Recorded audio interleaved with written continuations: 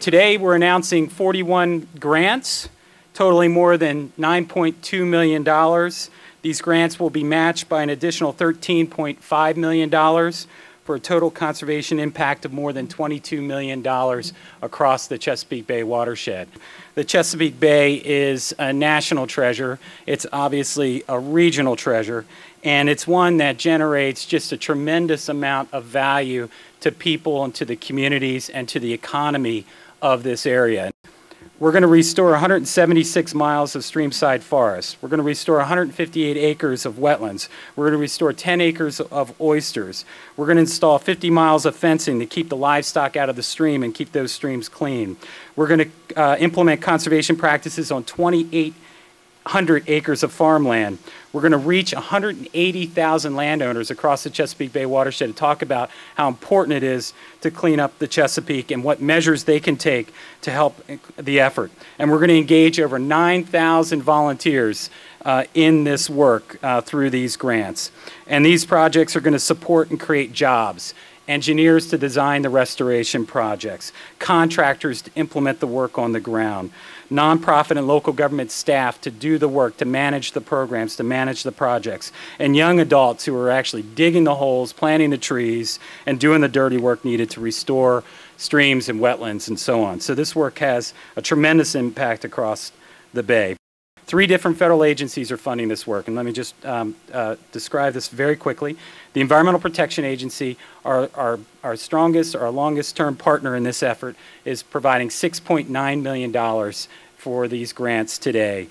The Natural Resources Conservation Service is providing $600,000 in funding to support these grants, and the U.S. Forest Service is providing $250,000 in funding to support these grants. And to add to that, to sort of pool the dollars and to leverage those resources, we've also brought in a number of private partners, corporate sponsors, led by Altria, who has provided $1 million over the past 2 years to the Chesapeake Stewardship Fund, and this year is supporting $400,000 worth of grants. We also have other corporate sponsors here, Walmart, Wells Fargo, FedEx, all of them contributing to the Chesapeake Stewardship Fund, all of them helping to leverage these federal dollars to round it out to make $9.2 million of grant funding available. And lastly, we have funds from the Department of Justice totaling close to $700,000 to support this overall effort. So at the National Fish and Wildlife Foundation, we want to pool those resources and we want to direct them to the most important projects and leverage as much as we possibly can to help the Bay. The lessons we learned from these grants are going to be applied throughout the watershed, so we congratulate EPA and the National Fish and Wildlife Foundation. I won't use this silly acronym, NFWF, or whatever the heck it is. It's the National Fish and Wildlife Foundation. We have too many acronyms, as well as all of today's grant recipients, and you know, as ranking member on Interior and Environment Appropriations that funds EPA's budget, we're going to be pushing as hard as we can to maintain this kind of funding. But I do think we have the personal and the public commitment to restore the watershed and to reduce the nutrients and sediments that are causing such destruction in the Bay. And we're working on determining the most cost-effective and efficient ways to do that. And that's what these grants are all about. You know, folks, we've known what we need to do for more than 3 decades to restore the Bay. We've developed lots of strategies, but now over the last couple years, through a very concerted effort, we have the most defensible and robust and detailed restoration plans for all 7 of the Chesapeake Bay jurisdictions. We have those, and we've never had that kind of detailed plans before. What we need to do now is we need to generate that energy from the local level, from the stakeholders, from the NGOs, from the local governments, because that's where the implementation is going to happen.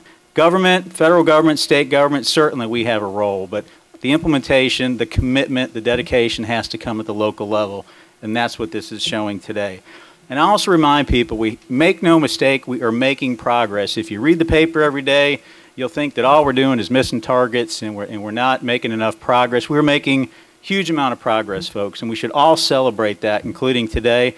Every day, every year, we see more and more evidence that the rivers are getting cleaner, the Bay is getting cleaner, and it's getting more resilient. The great reason I love this fund is not, yes, you could calculate the pollution reduction that's going to occur because of the grants we're announcing today, but really what excites me is the ideas that are coming out of these groups, the innovation and the creativity and then they spur the next round of ideas. And I guarantee you next year when we sit down and we look at some of the ideas that are coming in, they're going to be things that we had not even thought of this year. So it's that creativity that it continues to spur, and that's what's going to keep showing us that we're making progress. And I'm excited to be part of this today. This is what shows that we can do this.